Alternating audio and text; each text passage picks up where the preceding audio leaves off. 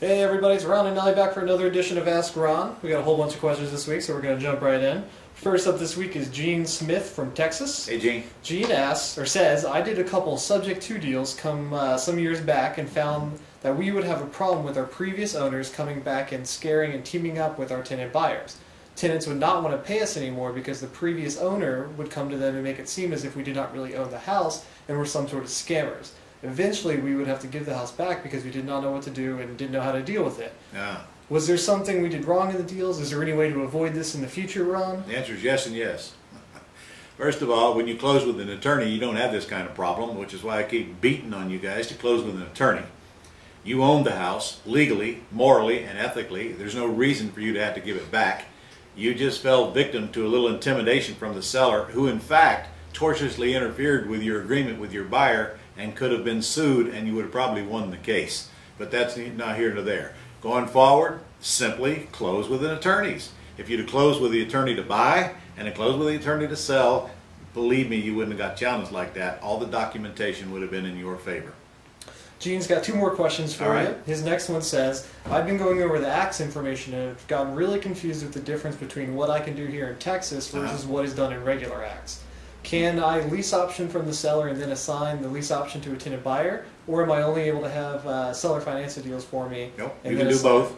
You can lease option from the seller and assign that lease. What you cannot do is lease option from the seller and then sublease it out unless you own the property. Since you don't own it when you lease option it from the seller, subleasing is out, but you can assign it. And you can still do wraparounds called all-inclusive trust deeds. Buy it with seller financing and sell it with seller financing and stay in the middle, or agree to buy it with seller financing and assign your contract, thus acts. You can do all of that in Texas. With an attorney. His last question this week says, after calling $1 million free and clear for sale by owner house ads where the seller doesn't want to do terms, I really want to get into option to purchase deals. What are the keys in determining if I have an option deal? What is the questions I would ask the seller to see if they would accept an option deal? Well, I have a whole script for that in my big money course coming up, and if you come into the convention, you're going to get that course for free. If you're not coming to the convention, it'll be available to you sometime in September. It's not even off the press yet. So there are special scripts for just that, but honestly,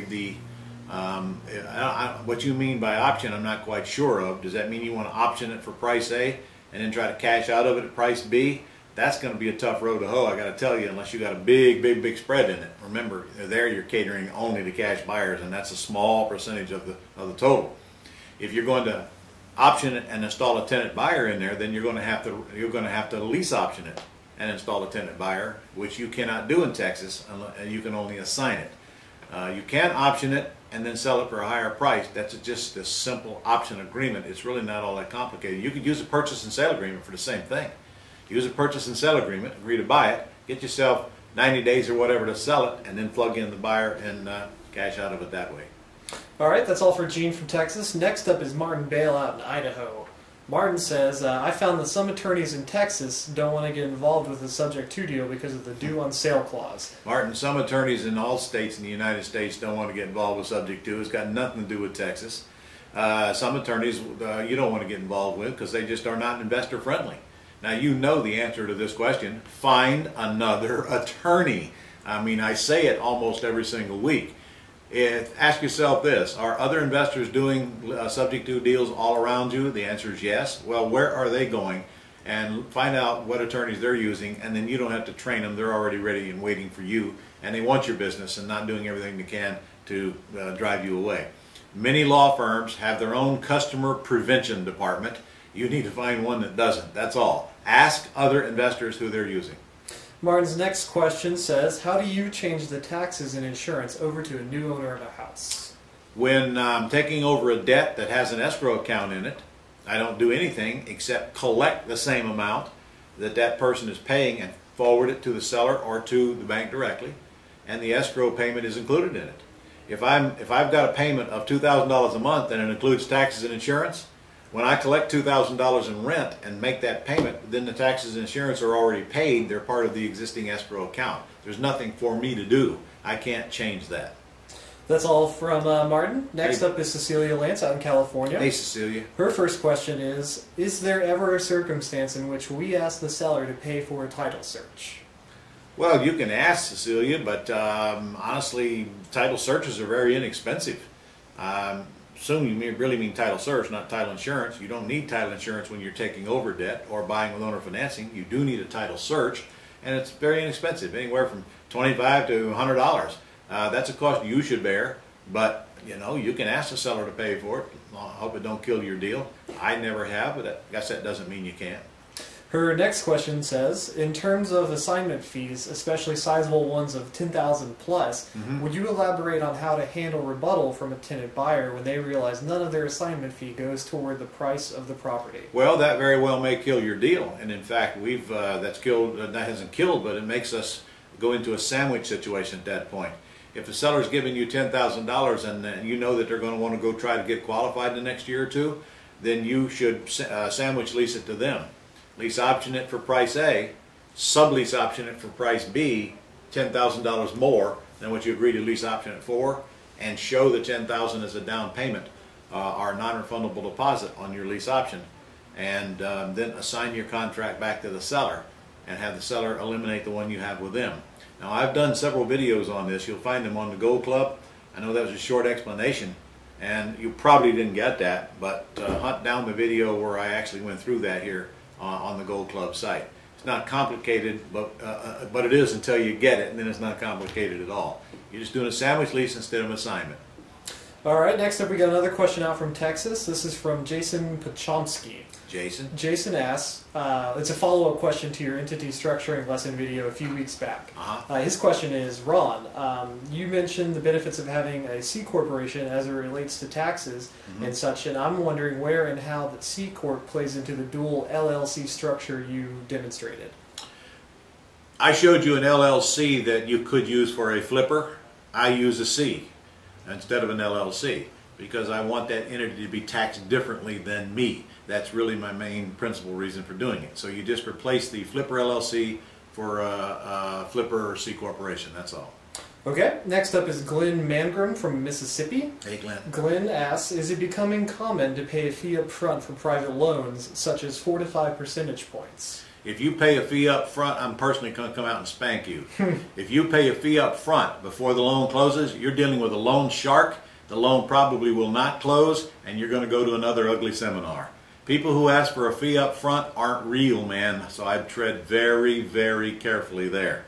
I can't tell you how many thousands and thousands and thousands of dollars that I lost before I learned that in the world of commercial mortgage financing. Don't ever pay somebody a fee up front on the promise that they're going to do their best to get you a loan.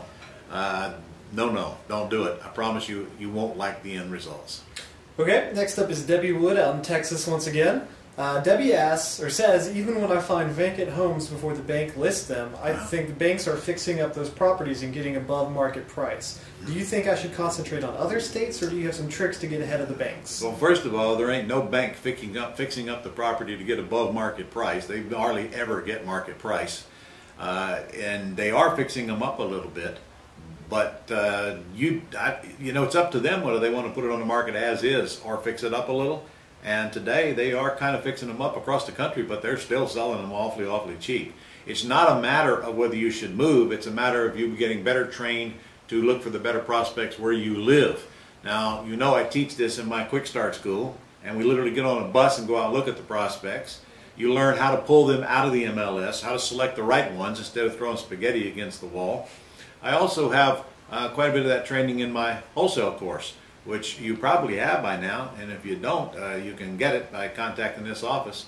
If you're a Gold Club member, you probably got it. It was one of the we allowed you to get for $1 if you downloaded it. You can call the office and get it for a deeply discounted price, but if you're coming to the convention, it's also going to be available there for you at a deeply discounted price. But it really all comes down to knowing what prospects to pull out of the MLS, and then you get a higher acceptance ratio. If you just start throwing offers at anything and everything, not knowing what you're doing, you've got very small chance of success. And honestly, a lot of investors do just exactly that and wonder whether or not get anything bought. And the excuses are endless. The hedge funds are buying them all up. There's no deals where I live. You know, it's all baloney. I've been all over this country. In areas as high as San Jose, California, we didn't have any problem finding bank-owned properties with humongous spreads in them. So it's a little bit of training. Get a little bit of training instead of trying to figure it out on your own. Believe me, it's a lot cheaper. Okay, last up this week is our favorite Californian, Marianne Nunez. Marianne, I missed you. Her question is, for a lease purchase, if the tenant originally puts down $10,000 for the down payment, which is applied to the purchase price if they buy for a 2-year lease, and then at the end of the lease they are asking for another year, do I ask them for another $10,000 down and start the process over new? Well, you can, Marianne, but come on, be reasonable here. If they've already given you 10 grand, they've been making you payments for a year, be fair with them. You can do anything you want. You can tell them move if you want, but that's not the right thing to do. I don't do anything. I just extend it for another year as long as they're making those payments. If you see a chance to get a little money out of them, so be it. You might want to raise the monthly payment as well, but there's two sides to this. There's the shark side, and then there's the right side. Stay on the right side and you'll sleep at night, and do right by them, and I promise you it will only come back to help you. We don't take advantage of people, even though we got multiple chances of doing it, and I bet you sleep better if you just do the right thing and let them stay in there as long as they keep making those payments. I just extend them maybe another 6 months at a time instead of another year. Up to you.